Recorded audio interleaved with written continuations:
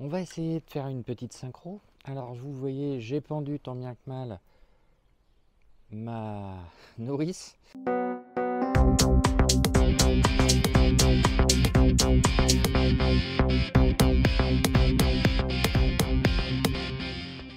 Bon, le système de synchro, c'est une valise.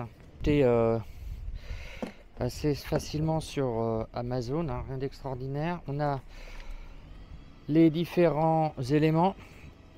Ici, ça c'est des éléments pour faire des prises d'air. Voilà. À mon avis, je m'en servirai jamais, mais bon, ça doit être pratique dans certains cas de figure. Je sais pas trop où ni pourquoi, mais bon. Première grosse étape, mettre de l'essence déjà, ça c'est sûr, et vérifier que ça fuit pas. Toujours pas, on va dire, parce que j'ai donc remis ici une nouvelle durite, ce qui n'a pas été sans mal. Oh vache, ça descend très très vite au niveau de l'ensemble. Je ne vois aucune trace d'essence par terre. En tout cas, il n'y a aucune trace visible de mon côté. Bon, première étape, la démarrer et contrôler, même si je l'ai déjà fait avec une seringue. Pourquoi je dis ça? Parce que il faut vérifier que sur la même dépression qu'on va mettre ici, on ait systématiquement la même valeur. Comme pour les 4. Parce que comme ça permet d'être sûr qu'ils afficheront la même chose.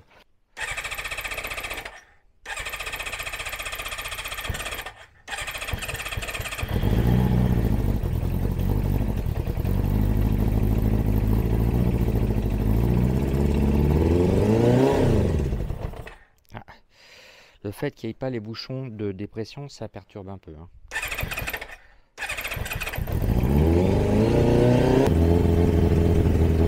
Donc là, on voit, hein, je ferme un peu pour... Voilà. Là, on est...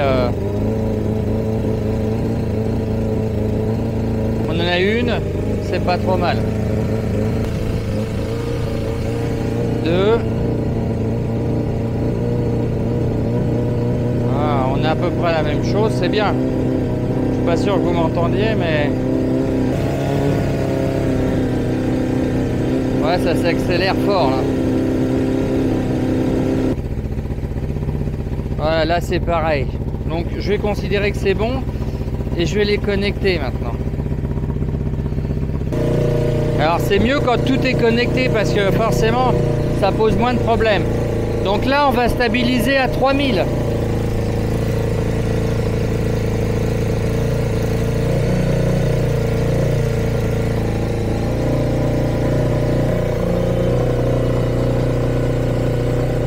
Chauffer et on va essayer de régler comme ça et comme ça en sachant que le mètre c'est celui-là.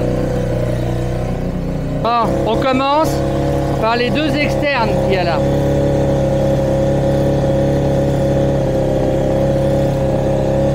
Ils sont pas trop dégueux.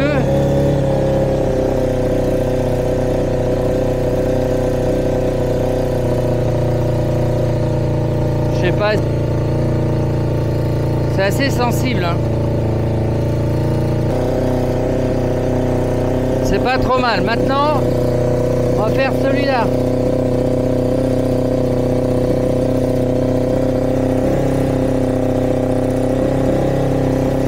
Il faut ramener les 2 pareils. Voilà. Et maintenant, les 2 externes. Alors là, ça devient compliqué parce que c'est l'accessibilité, là.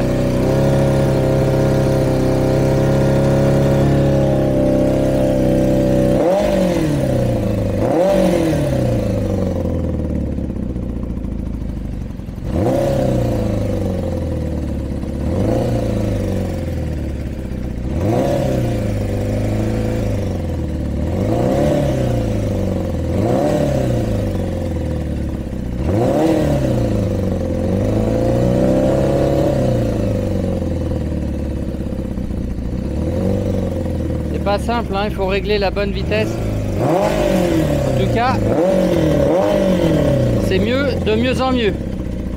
Bon, je vais couper. Oups. Je vais couper, je vais attendre qu'elle refroidisse un petit peu, parce qu'il ne faut pas non plus la faire trop surchauffer. Et puis en plus il se met à pleuvoir, donc ce qui fait que ça va pas aider. J'ai remis un petit peu de l'essence à l'arrache. La pluie est en train de venir. Donc j'avais bien réglé tout. Je vais redémarrer et ralentir. Maintenant qu'elle devrait plutôt pas mal redémarrer. Elle est chaude. Et surtout, je vais pouvoir réduire un peu la...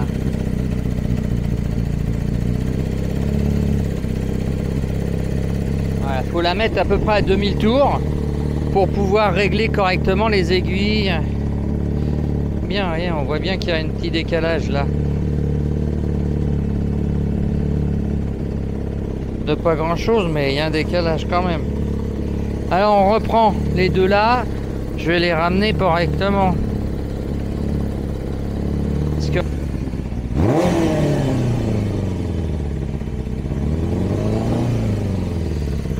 Alors le ralenti change parce que forcément on agit dessus. Hein. Et là, merde, là on commence à être plutôt pas mal. Hein.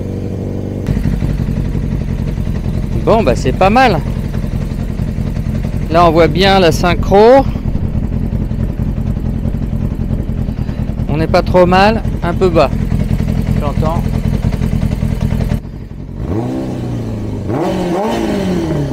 Par contre elle a du mal à retomber.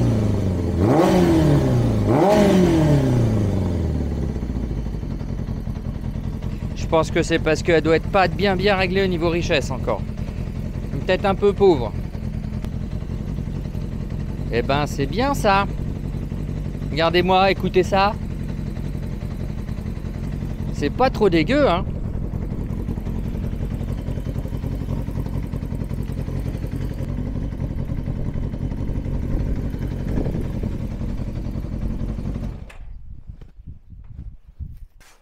Bon, on va attaquer le frein arrière. J'ai reçu le flexible, donc je l'ai pris en tresse acier hein, pour qu'il soit durable. Donc là, il n'y a pas les années dessus. Première chose que je vais faire, je vais tout simplement remplir. Je vais remplir l'huile, le liquide de frein. Donc ça coule déjà naturellement. Hein.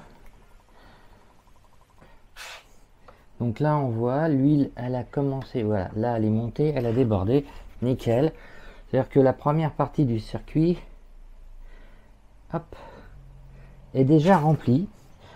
D'être tranquille. Deuxième chose, je vais mettre le flexible branché là, sans le connecter là-bas, le serrer ici et injecter de l'huile à travers ça avec ma seringue. Voilà. Hop, on va mettre un peu d'huile du coup.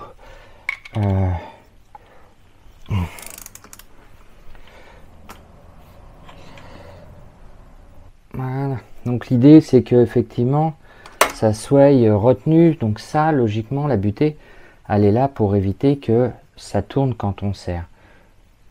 Bon, moi ça tape ailleurs parce que ils sont un peu plus longs les raccords. Mais le principe est là. Donc là, sur la doc, c'est noté 24 de Newton mètres pour le serrage. Désolé, l'autre caméra est tombée en rade de bête roche. Celle-là, ça va. Mais bon. Donc l'idée, c'est de remplir par là. Pour remplir une partie du frein et de la durite. Donc il faut que ça ressorte un peu de l'autre côté. Donc je mets... Ça va réduire la quantité d'air qui se trouve à l'intérieur. Alors c'est peut-être pas la meilleure de toutes les astuces, mais en attendant...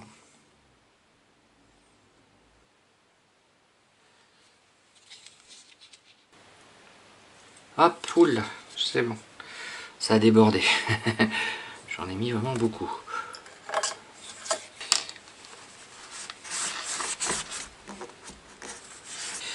Et du coup, de l'autre côté, donc c'est sorti par là, hein, ça se voit pas, mais... Donc on va mettre, du coup, là, à nouveau, le banjo, de l'autre côté.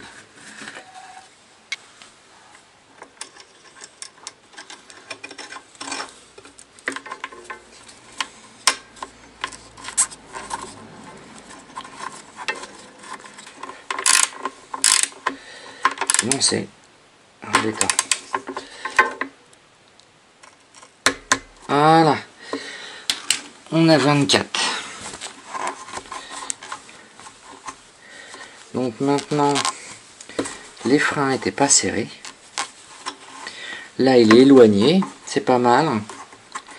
Ça passe bien dans ses protections. Là.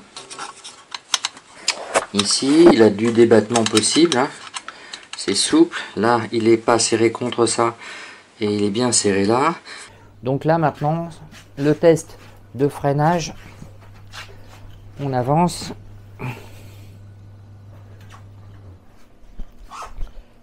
Donc voilà. Ça freine. C'est une vieille. C'est pas violent. Au moins qu'on puisse dire. Mais bon, il y aura une purge encore à faire d'ici quelques jours. Donc l'étape d'après, bah, c'est de passer sur l'avant. Donc du coup, j'amène l'ensemble sur l'étrier. Et on va serrer au couple. Tout simplement. Première étape. Donc c'est tout simple.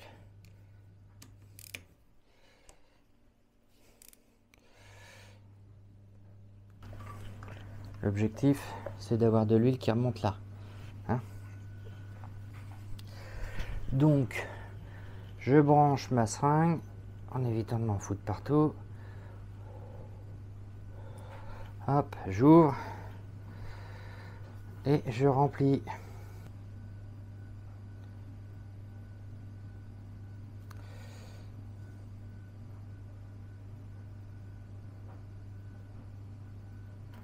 Allez. Voilà, ça coule. Je resserre en bas. J'ai tout bien raccordé là. Ça me plaît pas par rapport à l'autre côté. Lui, il part vers l'extérieur. Lui, il aurait dû faire pareil. Mais je pense que bon, bah voilà, ça ira bien. Hein. On fera avec de toute manière. Maintenant que j'ai le flexible qui est raccordé sur la partie centrale, il faut que j'évacue l'air de toute la zone centrale qui est là. Donc je vais remettre un petit coup de ce côté-là. Tac, tac, tac. Bon, je vous reprends après un petit peu de temps.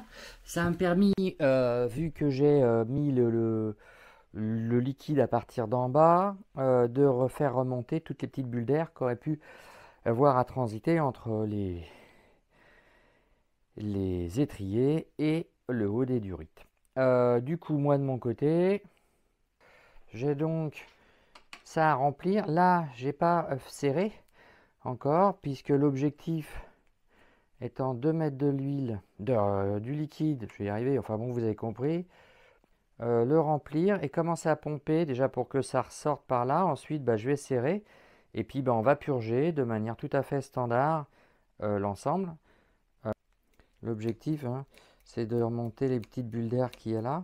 Donc de remplir le mètre cylindre. Donc j'ai resserré, approché ça, refermé ça. Maintenant, il n'y a plus qu'à pomper pour que les freins deviennent un peu plus durs, mais surtout je vais faire descendre le niveau dans la cuve parce que il faut que les étriers, ben, ils se serrent en fait. Là, ils sont complètement flottants là.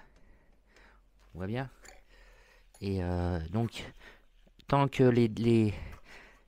merde, j'ai les plaquettes qui sont flottantes, ça veut dire que l'étrier, il n'a pas commencé à bouger. Là, je commence à avoir quelque chose qui durcit. Donc je vais me mettre sur le point, déjà sur le premier étrier vite fait pour faire une première petite micro-purge, pour être sûr qu'il n'y ait pas d'air qui traîne. Et puis je vais passer sur le point le plus éloigné, donc de l'autre côté, pour faire la même chose. Alors, on va monter en pression.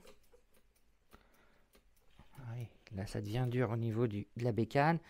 Donc, je desserre la purge.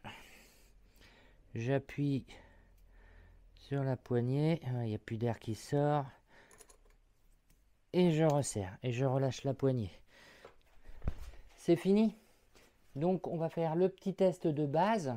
Tout simplement en poussant la moto dans l'atelier. Et on va voir ce que ça donne.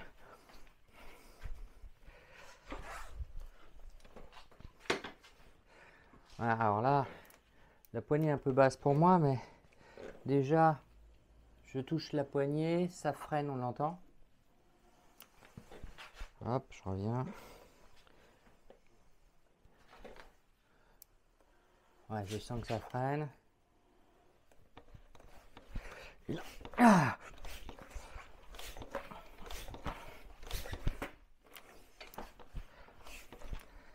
ok. Alors c'est pas un gros mordant, hein, c'est clair. On n'est pas sur un mordant de déglingos. Ça reste une petite moto assez légère des années 90. Il ne reste plus qu'à espérer que j'aille pas de soucis en roulant. Mais bon, ça, c'est pas une moto qui freine fort de base, hein. Bon bah voilà, on se dirige tout doucement vers la fin. Il me reste que quelques trucs à faire. La peinture notamment, qui est toujours une partie de finition. Et tout simplement le changement du filtre à air. Donc je vais remettre un tout basique d'origine. Je voulais mettre un KNS, je voulais mettre des cornets, puis finalement je me dis on va repartir sur du base. Ça c'est 20 €, le KNS c'est 50-60. Je ne pense pas la garder suffisamment longtemps, ne serait-ce que pour changer un filtre. Et au final, tout a été réglé d'origine pour ce genre de filtre. Donc peut-être que le réglage au niveau des carbus sera plus simple. Et bien entendu, changer les poignées parce que celles de base sont complètement non seulement pétées comme ça, mais tordues aussi comme ça. Bref, elles sont mortes. Donc ça va me permettre de finaliser le réglage du guidon d'un côté comme de l'autre.